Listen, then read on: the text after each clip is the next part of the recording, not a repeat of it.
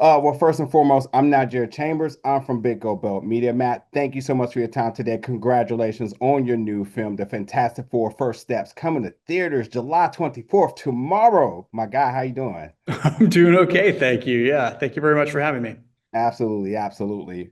Well, listen, I just want to first and start off by saying, and I'm sorry if I get choked up, but I want to first offer my sincerest condolences of the passing of your mother. And as somebody who's also experienced that kind of loss, like I felt the weight and the beauty in your tribute in dedicating this film to her. Um, Thank you. Fantastic Four is 100% and very much a story about family, especially about the strength of a mother willing to protect her child at all costs. I want to know that Vanessa Kirby's portrayal of Sue Storm invoke any personal reflections for you, particularly about your own mother and how she balanced raising you, your brother, also while managing a successful 15-year career in talent management. And it's also been mentioned that she called you two her greatest joys in life.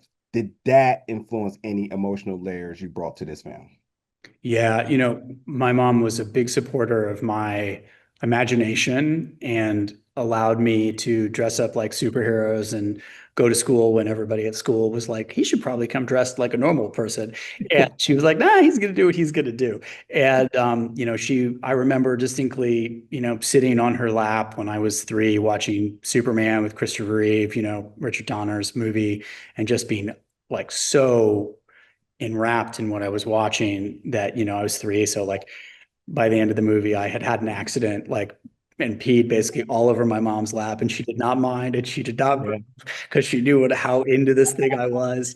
And at the end, she said, "Oh, we had a little accident, or whatever." And I said, "I guess I must have sat in some kryptonite." And she was endlessly patient with my, passions and supportive of all the creative stuff. I certainly would not be doing what I'm doing now without her support in doing that. It's such a risky thing to go into the arts and all that, and to follow those dreams. And I always felt that I could do it because I think she always felt that I could do it. It's really beautiful, and rest in peace to the beautiful soul Inez. Look Thank at her boy now, man. I know you. he's up there rooting for you crazy, Yep. and so much more success to come down the line, man. Thank you for that. Absolutely, absolutely. And with this film too, everybody's talking about it, and it's completely accurate. Like it's just one of the most visually world building experiences I think anyone's ever had an experience on the theatrical screen. Like just alone, I feel like the backdrop is a character that you could just pay attention to the things in the background and what's going on. But I want to know for you because when it comes down to and knowing Marvel's legacy and the fans are clearly gearing up to spot each and every Easter egg, every little hidden reference as possible. Can you talk about some of the artifacts, the props, or some of the design choices that were especially meaningful for you? And maybe some things that may have a deeper story behind them, and that truly, without giving too much away, what were a few things sharp eye fans should be able to look out for, or that you might be able to hint at in a larger universe to honor the past variations of the Fantastic Four.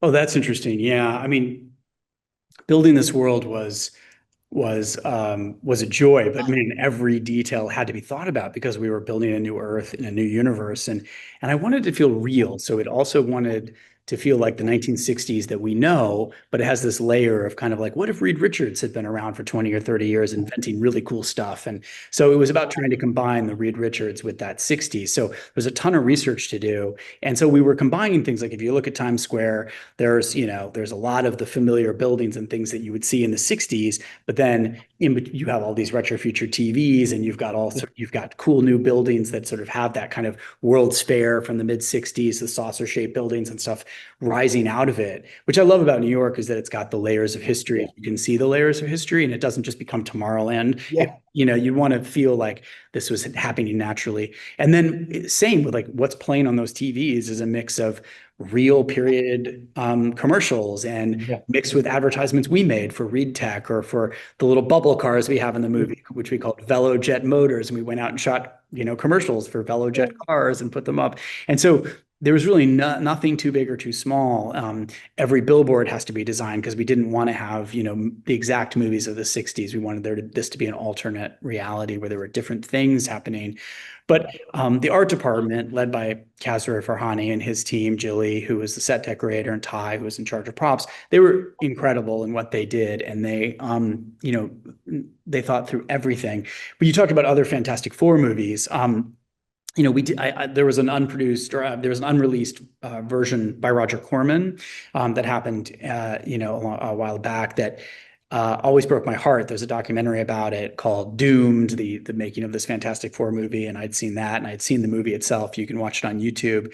And so we invited them to be in this movie, and they've got fun cameos in the movie. Jay Underwood, who played Johnny Storm, like is the one who salutes back to Johnny, two Johnnies saluting each other before he makes Yeah. the floor, and he's standing next to the original Ben Grimm, and so it's fun to have those moments in there where you get to nod to some of the history. But we definitely were drawing from the comic books a lot too. So there's the little things like I've always loved in the comic books where they would often do these cross sections of the Baxter building and detail where everything was. I always kind of nerded out about like, oh, that's where the rocket is, and that's where the elevator is, Ben's room, and so we have this beautiful model in the lobby of the Baxter building that you can kind of glimpse that is exactly that. It's a cross section model of the Baxter building showing where everything is with little labels on it, and so that's there, which I really love, and then there's countless others. Yeah, Man, man, man. I mean, I was already going to rewatch it, but now thank you for that. right on. Got, Yeah, got more homework to do, I see here. yep, Everybody's asking about the connection with this film to obviously Avengers Doomsday. The connection nobody's really talking about here is the connection to Incredibles 3. There's clearly inspiration amongst the two. I do want to know, has there been in any direction, whether we're talking forward with Incredibles 3 or you're talking going back to Incredibles 2, Incredibles 3 is in development right now with Pixar Animation yep. being helmed under Peter.